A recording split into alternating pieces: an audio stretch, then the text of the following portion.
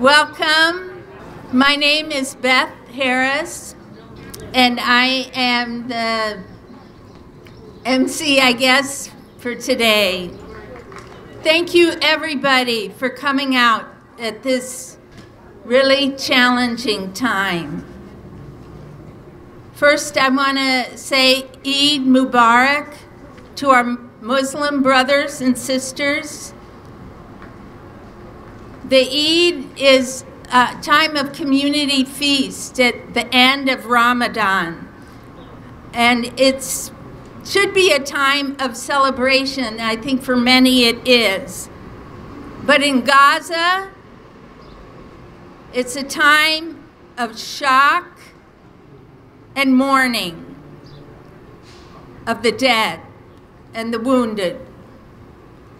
One grandfather told a journalist that his 16-year-old granddaughter had been killed. And he said, an Israeli airstrike harvested her soul. She will spend the feast in a small grave, not exceeding 2 meters, where she is buried. Entire families have been killed. High-rise residences have been crumbled. Today, we deplore the catastrophic loss of Palestinian life, and we grieve for the loss of all lives, Palestinian and Israeli. Since last month, at least 139 Palestinians have been killed in Gaza. 41% of them have been women and children. In the same period, 8 Israelis have been killed, including 2 children. Another way of looking at this is Israelis are 6% of the casualties. The Palestinians are 94% of the casualties. I want us to take a moment of silence to grieve for the loss of Palestinian and Israeli lives, and to increase our resolve to change this system of racialized violence.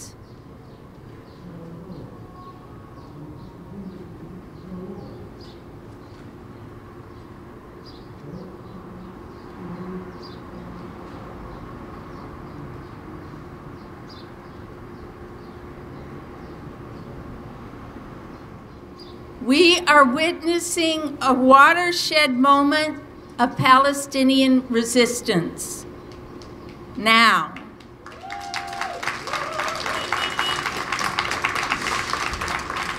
In the face of unspeakable Israeli violence, we invite everyone here to sign a petition today that we have. It's being distributed by the New York Southern Tier for Palestine Coalition.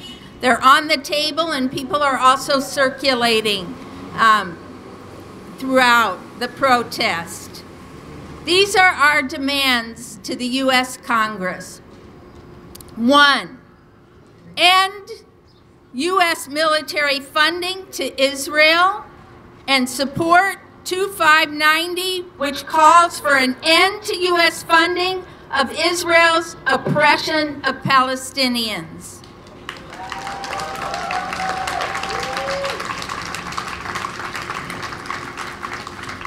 Second, hold Israel accountable by supporting sanctions on Israel until it complies with international law and ends its apartheid regime.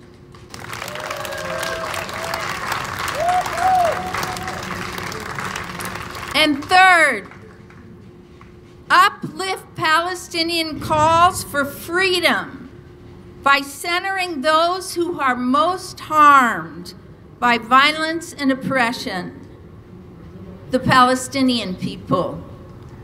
and support their right to resist Israel's ethnic cleansing.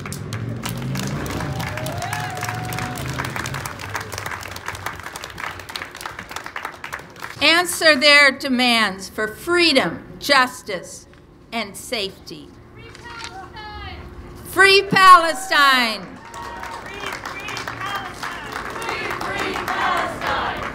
Free Palestine! Free, free Palestine! Free, free Palestine! Free Palestine! Yesterday marked the 73rd anniversary of the Nakba, which is what the Palestinians call their catastrophe, when 750,000 Palestinians were forcibly displaced from their homes by armed militias to make way for the Jewish immigrants that would comprise Israel. This Nakba continues to this day. The rampant brutality against Palestinians by the Israeli military, police, and mobs, which are aided and orchestrated and encouraged by the Israeli government, funded, supported, and encouraged by the U.S. government, is horrifying in its inhumanity. In response, Palestinians from across all of Palestine and Israel are rising up and unifying across borders, which Israel has created to isolate them and fragment their movement. The Palestinian resistance now is isolating Israelis. They have shut down the Israeli airports and the Israeli shipping port in Ashkelon.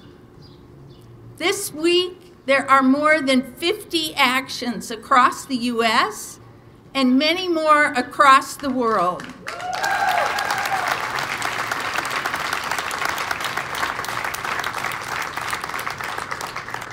And we are part of them. Free Palestine! Free Palestine! Free Palestine! Free Palestine! Free Palestine! Some protests focus on the fact that yesterday was the 73rd anniversary of the Nakba. Some protests are focusing on the evictions of Palestinians from their homes right now in East Jerusalem, across the West Bank, within Israel, and forced to flee from their lands by Israeli settlers with support from the Israeli government. In Ithaca, we are expanding our call to condemn racist violence from the U.S. to Palestine. Confront our government's shared colonial legacies, treating people of color as enemies that can be robbed, tortured, and killed in defense of racial and ethnic supremacy. White supremacists in the U.S. claim that the white race must defend itself, as do the Jewish supremacists in Israel. But there is no right to defend systems of domination, exclusion, and persecution.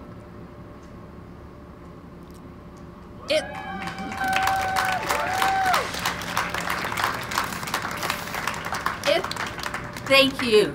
Ithaca, JVP, Jewish Voice for Peace, the Committee for Justice in Palestine, and Code Pink have organized this protest, and we also have fabulous co-sponsors, including the Episcopal Peace Fellowship, Congregation Tikkun V'Or's Committee for Justice in Israel and Palestine, Cornell Muslim Life, Ithaca Nuclear Disarmament Group, the VFP of Ithaca and Interfaith Veterans Fellowship of Reconciliation, Ithaca DSA, PSL, Finger Lakes, Ithaca Catholic Workers, Tompkins County Anti-Racist Coalition, Tompkins County Surge, Cornell Collective for Justice in Palestine, and the United Methodist Upper New York Annual Conference Task Force on Peace with Justice in Palestine.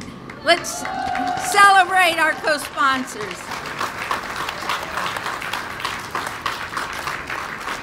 Okay. Backed by $3.8 billion in annual military funding from the U.S. government, the Israeli government controls, dominates, and dispossesses Palestinian lives and lands, from Sheikh Jarrah in East Jerusalem to Lid, also called Lod, inside Israel, and Gaza City.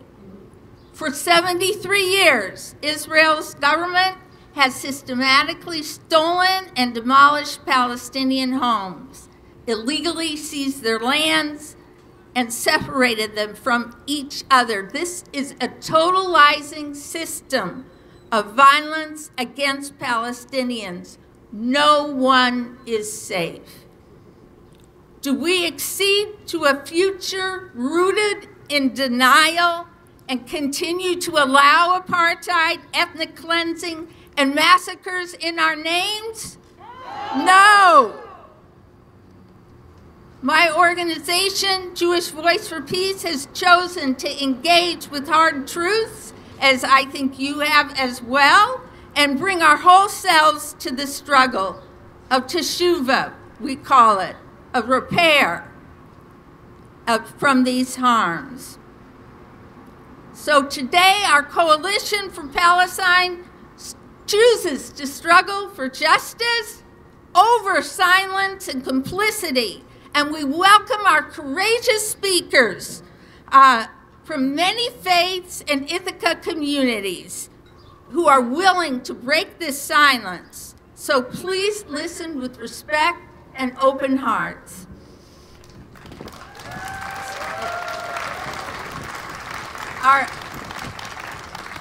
Our first speaker is Reverend Megan Castellan, Rector for St. John's Episcopal Church. She has worked with the Palestinian Christian organization Sabeel and has been transformed by the 4 trips she has taken to Palestine and Israel. One of those trips of a delegation she led with people from central New York went just before COVID hit. So thank you very much, Reverend Castellan.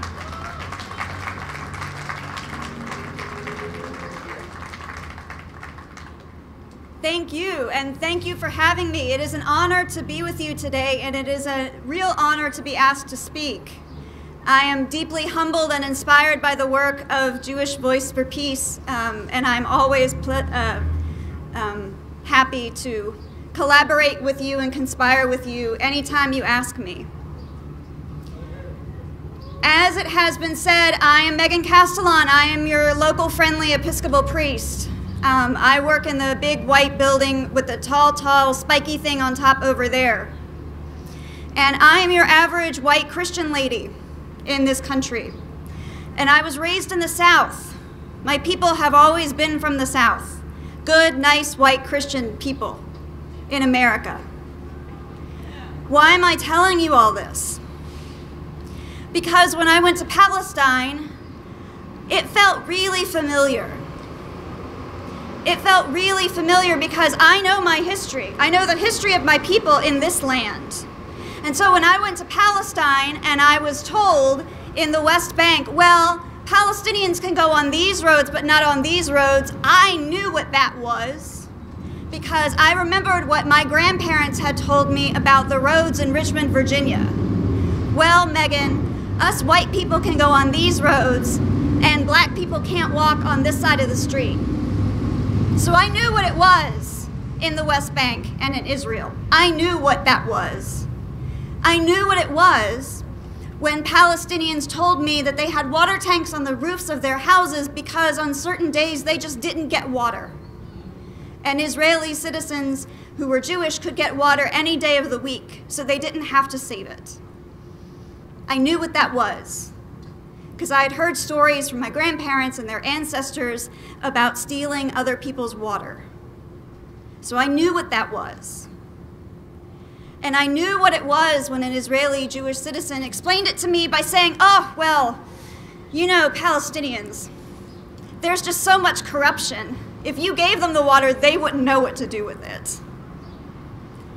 I knew what that was, because I had heard the same tone used by my grandparents to explain why, when we drove to the other side of Richmond, Virginia, you know, the houses were run down, the schools weren't just very good. You know those people. So part of the reason I am passionate about this issue is because I know what this is. I am a white American. I am descended from slave owners and from racists way back. I know what this is. I know what it does to a country. I know what it does to its soul. I know what this is.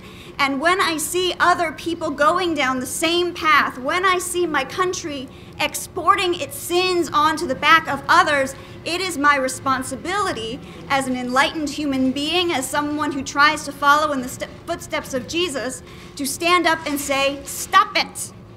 We've been down this path before. It has led us nowhere good. You need to stop. We have learned this lesson already. What we are witnessing in Israel and Palestine right now should be familiar to us who live in this country, who live on land that was stolen from the Cayuga. We know what this is. We've lived it before. So it is our duty, when we see it happening again, to rise up and say, you can't do this again. We've been there. We've seen it. You have to stop. We will show you a better way, and together, through God's grace, we will find it. Thank you.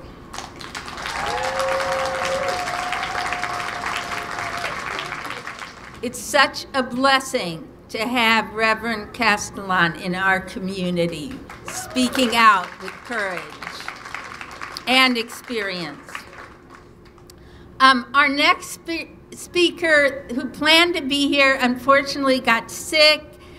He is a Muslim leader at Cornell, and he sends his greetings and solidarity, and that was Yahya Abdul Basser.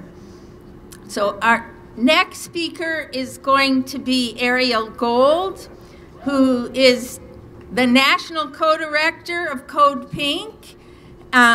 She is a national leader, actually international, concerning solidarity with Palestine, a spokesperson in the media, national and international. We first worked together on a committee at Tikkun V'Or, the local reform congregation for Palestinian rights. Her daughter, Isabella, who is a social justice activist in her own right, is going to also be sharing the platform with her and speaking. They went together. Ariel brought her children to Palestine before their bar mitzvah and bat mitzvahs. And she actually turned 12 years old there. So we're very fortunate to have both of them as speakers now. Thank you.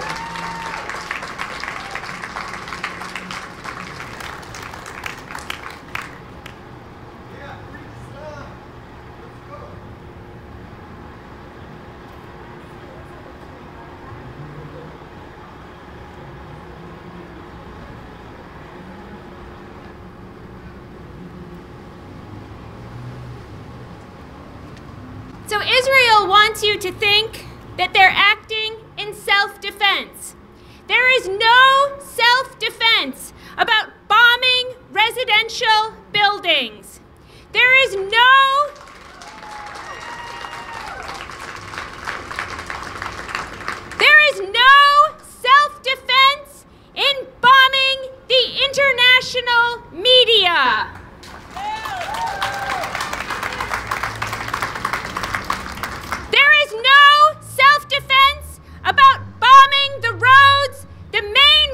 to the main hospital. And there is no self-defense about bombing entire families.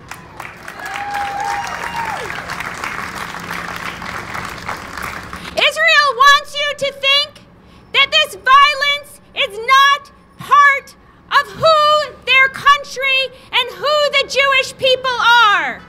But we have watched in this last Israeli election, we have watched the Kahanists, that's the equivalent of the Jewish KKK, be welcomed and courted into the Israeli government. And right now, we are watching these Kahanists, these Jewish racist extremists, march through the streets of all of historic Palestine, inside Israel proper, and in the West Bank. We are watching them march and chant death to Arabs. We are watching them, with police protection, maraud through the streets, looking for Palestinian bodies and businesses to attack. We Jews in America, from my family and all Jews and so many Jews across America, we say, not in my name. And as Americans, we say, not with my tax dollars.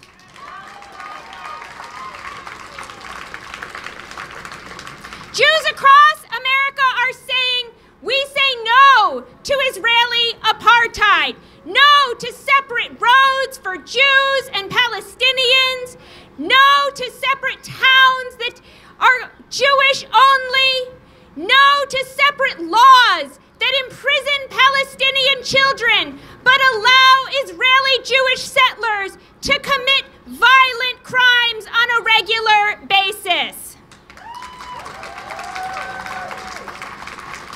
I want to give us all some hope. We're seeing massive changes in U.S. Congress. Alexandria Ocasio-Cortez tweeted out yesterday, apartheid states are not democracies. Just a few years ago, this would have been unheard of from Congress, but it's taking place, and it's thanks to us. And very much it's thanks to the next generation that's rising up. And it is my great, great, great pleasure to give you my daughter, Isabella Gold.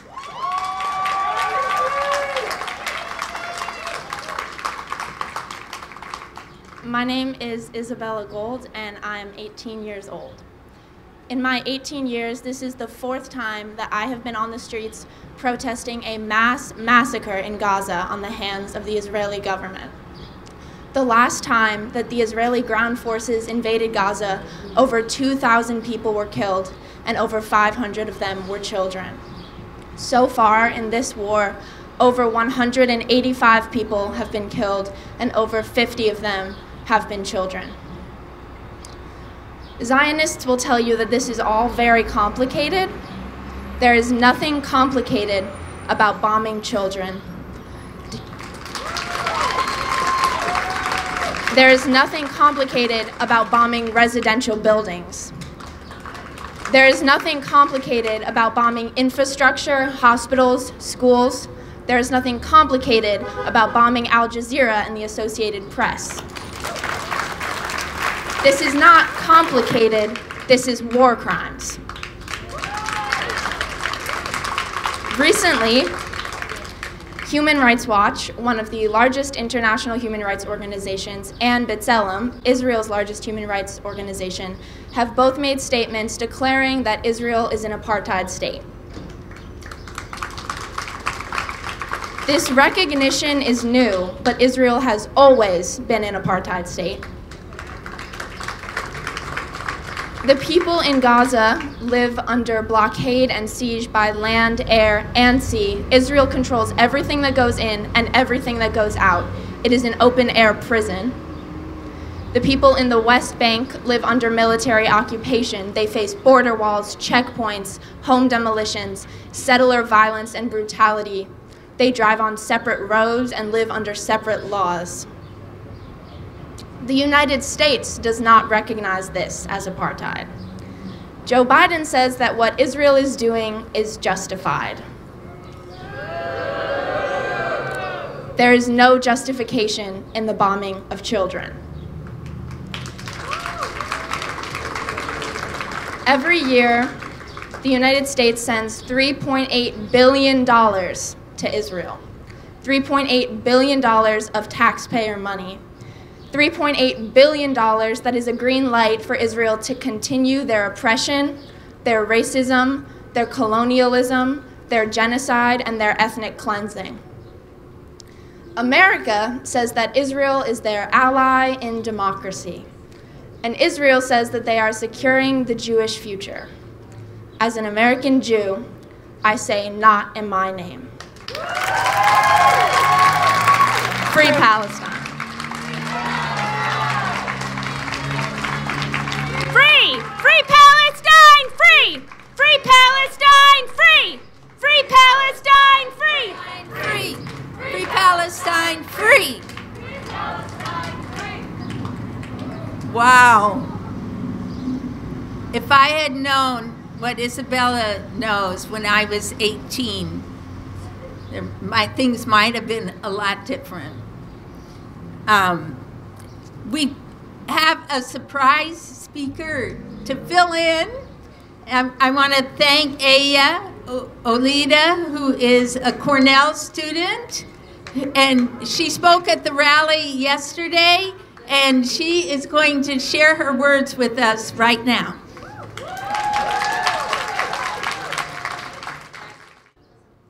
Hello, everyone. I'm actually a student at Ithaca High School. It's okay, close enough. So I'm here with the Oulida Islamic Center, and we're standing with Palestine. So this is a speech that I gave yesterday at another protest. A few days ago, Ramadan, the holy month for Muslims, just ended. Palestinians have not been able to celebrate Ramadan, an entire month to practice their religion and strengthen their worship in peace. Every day of this holy month is a struggle, and every day is lived in fear, and every single day is lived like it is the last. I saw a post on Instagram once of a Palestinian whose mother called him one day from Gaza. When he picked up the phone, he noticed that she was talking like it was her last day. The woman called her son to say her goodbyes, yearning to hear his voice one last time just in case something were to happen to her. Now imagine a life where you're constantly living in fear on the soil of your own homeland, and imagine not knowing if you will ever wake up in the only place you've ever called home. Imagine not knowing if you will ever see your son again. Iman Besher tweeted one night, "Tonight I put the kids to sleep in our bedroom so that when we die together and no one would live to mourn the loss of one another." A Palestinian doctor was treating patients who got injured during bombings and attacks. He got a ton of bleeding civilians that are in bad conditions, and after a short amount of time, he came to realize that 2 of the injured people were his own children. As Eid al-Fitr arrived, Palestinians were encouraged and forced to find the slightest amount of joy in their holiday. Some celebrated without the presence of family members, and others celebrated with the thought of, "Is my family back home safe?" constantly crossing their minds.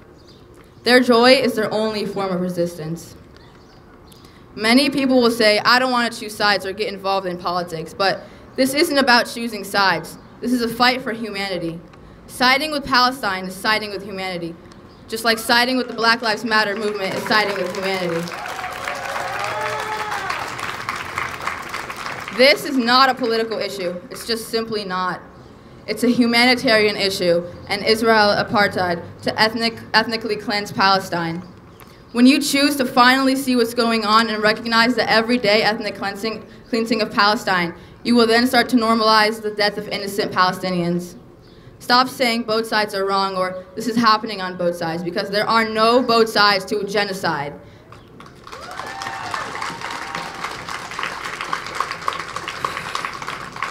Israel is an apartheid state using its massive military force against Palestinian people.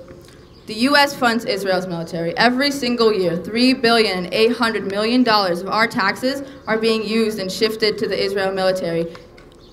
Instead of using it for things to benefit ourselves, it's being used to support an ethnic cleansing. As of 2 days ago, 119 people were killed 31 children, 19 women, and more than 830 people are wounded. We are witnessing a genocide. Yesterday commemorated the 72 years of the dispossession of Palestinian refugees and ethnic cleansing and theft of land. More than 500 villages were ethnically cleansed, but this didn't end back in 1948. As of today, Palestinians are still being thrown out of their homelands, waiting for their right of return. Every voice is a voice that matters. The voice of each and every one of you is the beginning of a ripple effect that will lead others to the truth of what is really happening. Do not underestimate your impact. Many people are silent. Why? Because genocide hasn't come knocking down their doors. Empathy is the medicine this world needs. Continue to educate yourself and use your voice, because what is happening is an everyday struggle. If it was their land, they wouldn't want to see it burn. Thank you.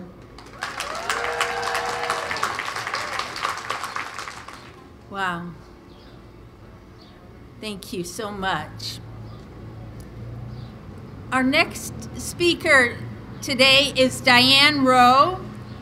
She served with the Christian Peacemaker team in Hebron for 14 years, from 1995 to 2009. And the Methodist Task Force for Peace with Justice in Palestine, Israel, supported her work all of those years. She's had a profound effect on her community.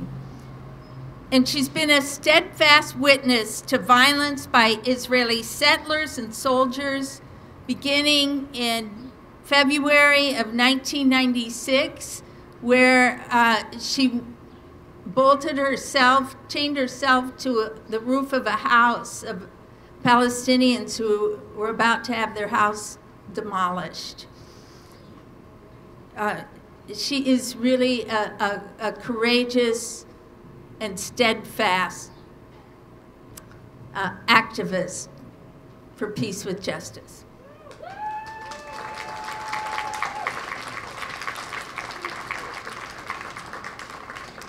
Thank you, Beth, and thank you, everybody, for coming out here. This is the time of year when Palestinian farmers are harvesting wheat. 25 years ago, May 1996, Sister Anne Montgomery and I traveled to Yatta from Hebron to meet members of the Musallam Shreta family to accompany them as they harvested their wheat. The women in the wheat fields were singing a song especially for the harvest as the sheaves of wheat were piled on the wagon. Suddenly, an Israeli settler from a nearby settlement came out with a gun pointed and threatened, "If you don't leave in 5 minutes, I will shoot." This is land that they had the deed to. They had all the Ottoman documents. The family members quickly gathered what they could carry to the wagon and left the area. That is how settlers controlled the Hebron district 25 years ago. I personally witnessed settler youth pulling a 13-year-old Palestinian schoolgirl down the street by her braid in front of Cordoba School on Shuhada Street because the settlers wanted to take over the school property. In the Second Intifada, settlers could roam freely while Palestinians were placed under curfew. That was in like 2000 to 2003, 2004. I witnessed settlers shooting up the rooftops water cisterns of the Palestinians in the middle of a severe water shortage. My teammate witnessed settlers setting fire to Palestinian shops while the owners and their families were sleeping upstairs, still under curfew. As I listened to the news over the past 2 weeks, and as I received messages from Palestinian friends, it seemed that what was happening in Hebron 25 years ago is now happening all over the occupied West Bank, including Jerusalem, and now including inside Israel as well.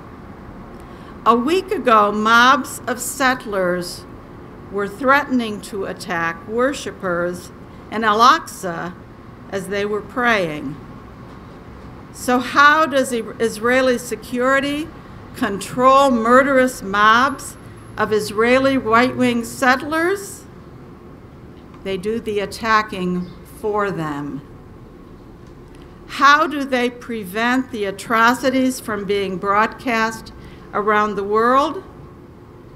They make deals with Facebook, Twitter, and Instagram to censor Palestinian accounts. How do they prevent eyewitness news releases from Gaza? They bomb media centers. How do they silence international witnesses like us? They label them anti-Semitic and call it hate speech. Those of us who have seen must speak up and tell everyone we know. Now is the time.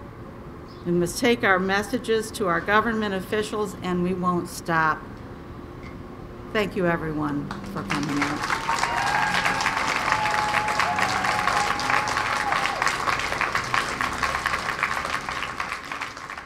Hi, is Nicole LaFave here? No? Okay. All right, so we are having a speaker, Rayvon Kenyon, now, who is with the Ithaca Pantheras and is organizing, she's part of a group that organizes Sunday rallies here related to racial justice right here.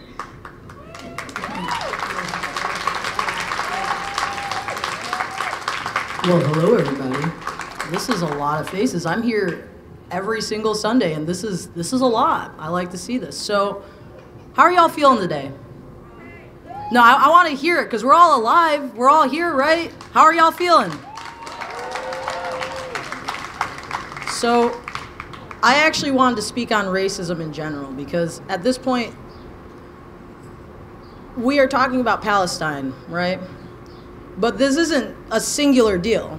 You guys know about Ghana, about all these areas being affected by colonizers.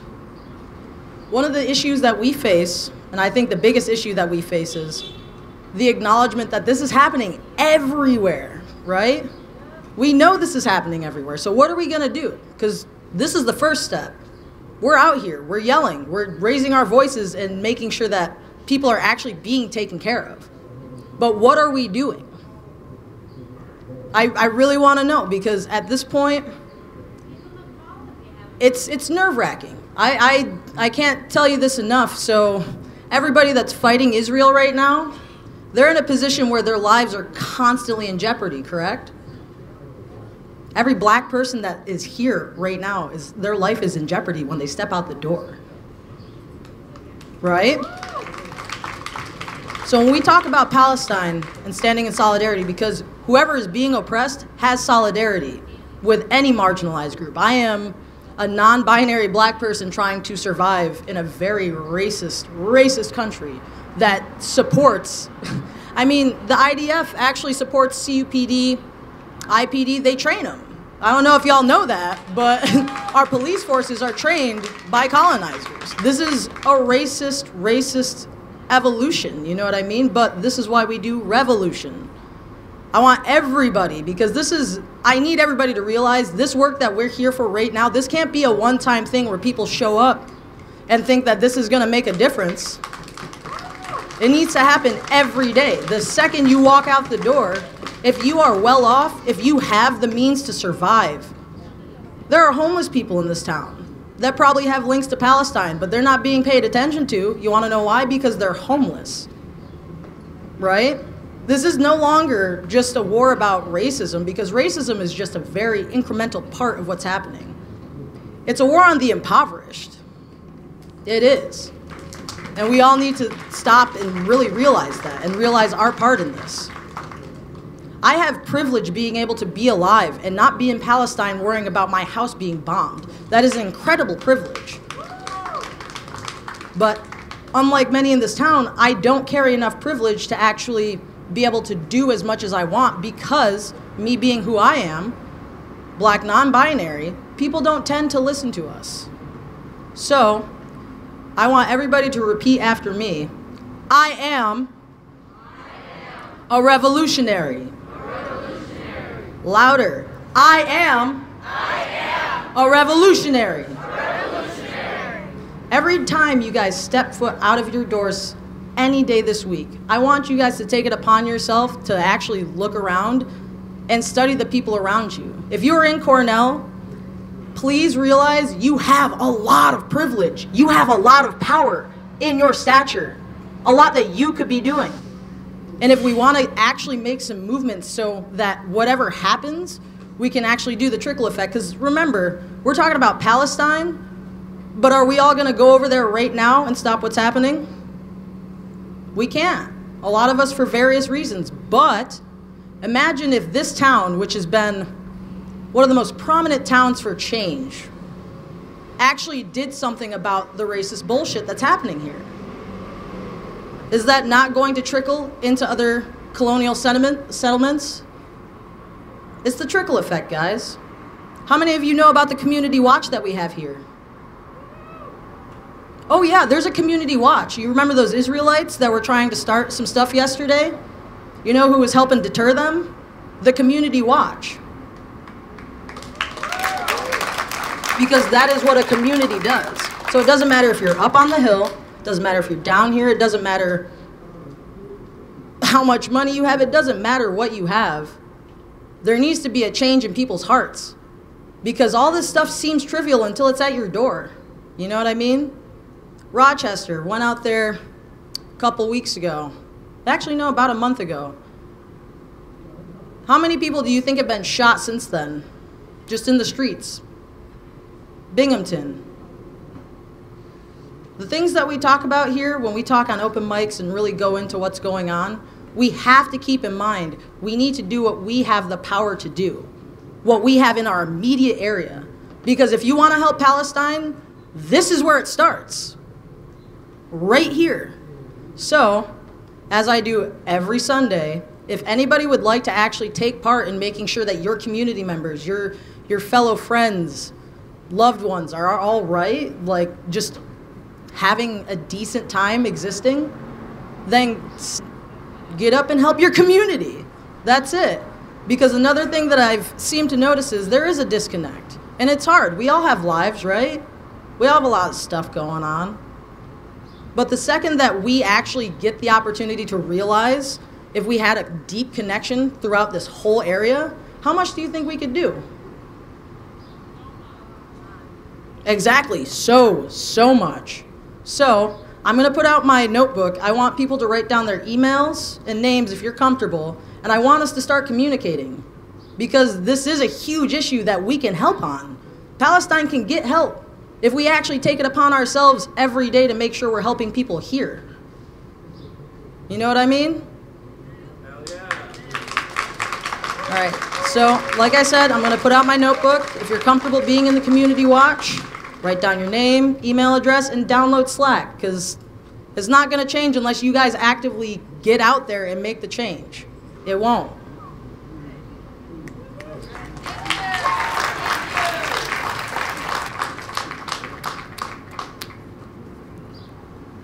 Thank you so much for those really important words. And people are also welcome to stay after for a protest that's dealing with these local issues around racial justice as well. And that's part of why we're here right now, is because we want to link the struggles. We're going to close with Anne Grady Flores reading a solidarity statement from, great. For Clare, it's from Clare Grady and Jessica Stewart. Anne lived in Palestine in 2008 and then also led a tour Puerto Rico to Palestine, linking the struggles. Clare Grady is incarcerated at Alderson Federal Prison right now until September 2021. In 2018, she participated in a symbolic disarmament action at Kings Bay Naval Base, and she was sentenced to 12 months in prison for that act of civil resistance. Jessica Stewart, who is a former member of the Ithaca Catholic Worker and now lives in Mount Desert Island, Maine, wrote this statement with Clare. So it's a collaboration that broke through the prison walls.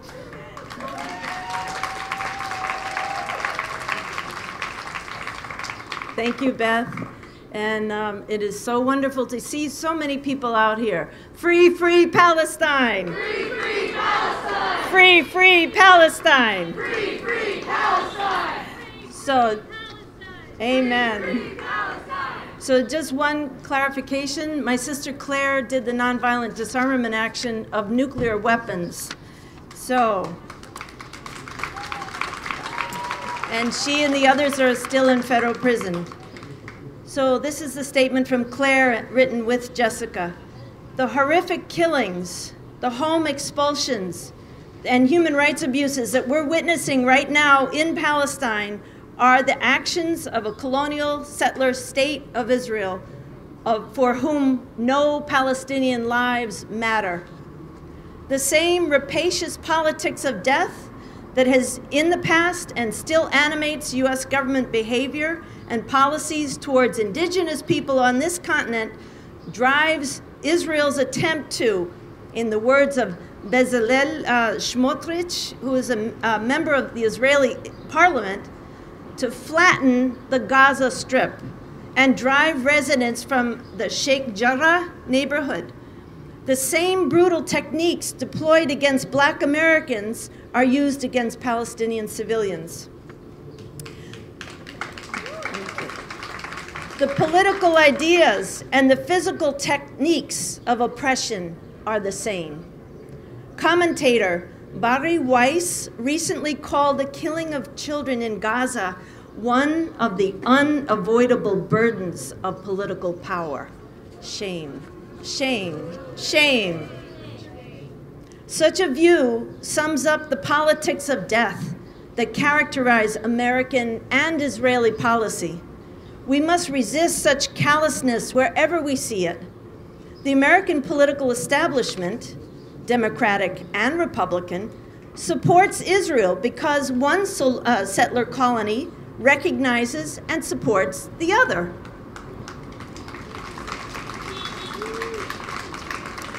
Both are nuclear powers bent upon wielding the bully stick of omnicidal power.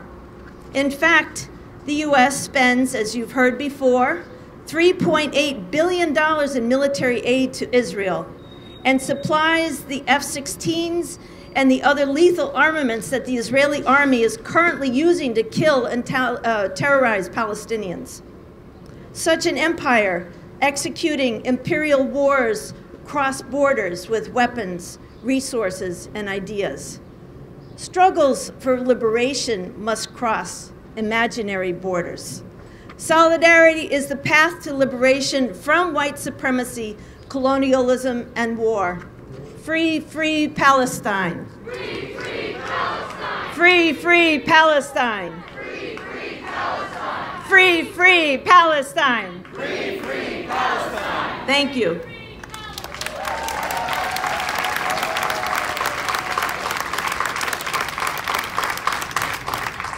Thank you so much, Anne. And next, as our final speaker, we're going to have Yasmin Alas, who's actually from Palestine. Please welcome her.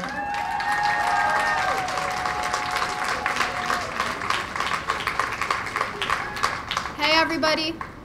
Thank you all so much for coming out here today. It means a lot to all of the Palestinians. As she said, I am a Palestinian, but I've never been to Palestine. That's crazy. That is not okay. It is not okay. Thank you. We stand here today in solidarity with our brothers and sisters in Palestine. As a Palestinian living in America, I have had to speak up for my country on countless occasions. I've heard people say way too many times, I don't want to be biased, and this is a two-sided issue. But to all of those who have said that, listen to the children crying as they look for their most beloved toy under the rubble of what used to be their house, then come tell me it's a two-sided issue.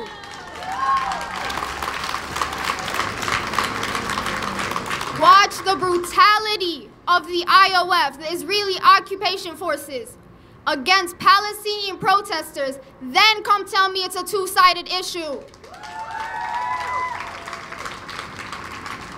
Listen to the cries and screams of mothers, wives, and children as they look at their beloved ones, begging them to come back to life, and then tell me it's a two-sided issue. Watch the stun grenades and the rubber bullets being shot at the protesters, and then come tell me it's a two-sided issue. Watch $3.8 billion of our tax money go to these terrorists that claim they are justified, then tell me it's a two-sided issue. And about those $3.8 billion, what do we say? We say, stop U.S. funding of apartheid Israel. To all of those that claim anti-Zionism is anti-Semitism, we say Jews say no to Israel. And to all those who say go Israel, we say free Palestine! Free Palestine! Free Palestine! Thank you. Thank you, everyone. We want to remind you, if you haven't signed a petition to take a stand today. Oh, okay. Actually, we have one more, and whose family is in Gaza, who's going to speak to us, and we don't want to miss this moment. My name is Malak Abu Hashim. I am a sophomore at Cornell, and my family lives in Gaza. I will never be able to meet my family. Yesterday, I spoke about how my family was forced out of their land of Yibna, Palestine, and how we were never able to return. Standing here today before you and before you yesterday, I'm amazed to see the turnout. I'm amazed to see other people caring about my struggles, the struggle of my family, of my grandparents, and of my cousins. I've never been good with my words, but there are no words to put together what it means to see people young and old, of all different races, all different religions, standing here before me. As a Palestinian American, I felt for so long that I was speaking out against the injustices done to my people by myself, alone, and it was painful. But to see other people standing there, leading rallies, leading protests, giving speeches, there's nothing to express how meaningful that is to me. And with this kind of movement, this is how we produce change.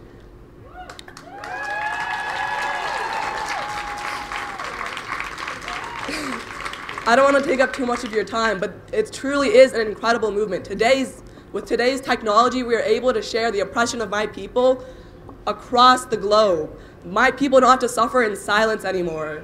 There are Jordanian Palestinians that have been banned from Israel, that have been banned from their land. Jordanian or Lebanese Palestinians that are all marching to the border today as we speak to go back to their land. This has never been seen before.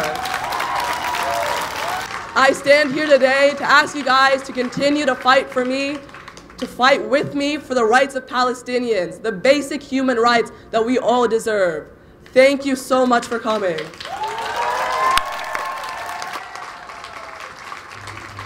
Thank you so much.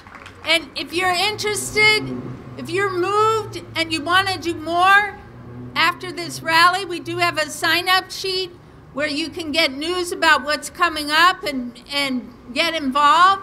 And also be sure to sign the Pantheras sheet as well to be updated with that. So thank you, everyone. Free Palestine!